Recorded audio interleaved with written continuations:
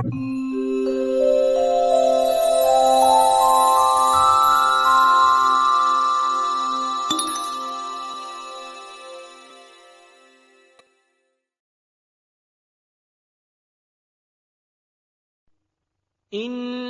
الذين تولوا منكم يوم التقى الجمعان إنما استزلهم الشيطان ببعض ما كسبوا ولقد عفى الله عنهم إن الله غفور حلیم. این گناهان تأثیراتش در انسان چیست؟ یکی از تأثیرات این است که وقتی انسان مبتلاست به گناه در یک نقطه حساس و بزنگاه انسان کم میاره. آیه قرآن میفرماید که ان الذین تولوا منکم یوم التقى الجمعان انما استزلهم الشیطان ببعض ما کسبوا.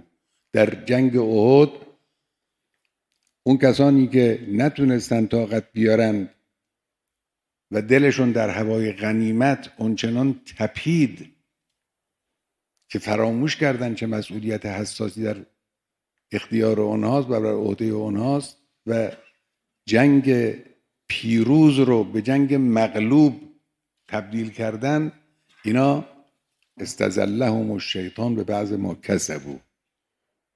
قبلا خطاهای انجام دادن، اون خطاها اینجا خودشو نشان داد. این یک مرحله است. یعنی گناه ما موجب میشه که در یک نقطه حساس، در یک نقطه بزنگاه اونجا نتوانیم تاب بیاریم، نتوانیم مقاومت کنیم. خب ما مسئول کشوریم، از این بنده حقیر گرفته تا مسئولین دولتی، مسئولین قضایی، مسئولین قوه مقننه و همینطور سلسله مراتب مسئولیت ها، همه مسئولیم. اگر چنانچه کاری بکنیم که نتیجه اون باشد که انما استزلهم الشیطان، پامون بلغزه، نتونیم طاقت بیاریم در اون جایی که باید تاب آورد، طاقت آورد، خطر بزرگی ما رو تهدید میکنه. این حالا یه مرحله است. مرحله بالاتر از این، بدتر از این است که گاهی خطایی میکنیم ما، اون خطا موجب میشود که ما دچار نفاق بشیم. یعنی دلمون با زبانمون اختلاف پیدا کنه. آیه شریفه فاعقبهم نفاقا فی قلوبهم بما اخلفوا الله ما وعدوه. با عهد خدایی انسان وفادار نماند در یک جا، تعهدی که پیش خدا کرده اون تعهد را عمل نکنه، این موجب می شود که فاعقبهم نفاقا فی قلوبهم.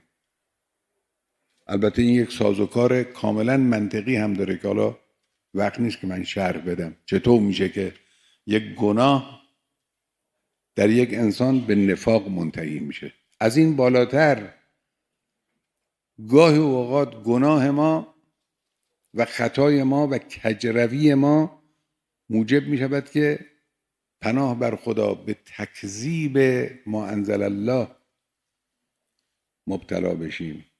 ثم کان عاقبة الذین اساءوا السوء ان کذبوا بآیات الله. اینه راه علاج. هم مراقبت دیگه، باید مراقبت کنیم، باید نظارت کنیم بر خودمون، بر مجموعهمون، انگیزمون رو افزایش بدیم، کارمون رو متراکمتر کنیم، پرکاری، پرهیز از لغزشگاه ها. خلاصه در یک جمله تقوا که در ماه رمضان فلسفه و غایت روزه شناخته شده، این تقوا به همین معناست. تقوا یعنی مراقبت از خویش. دائم باید مراقب خودمون باشیم.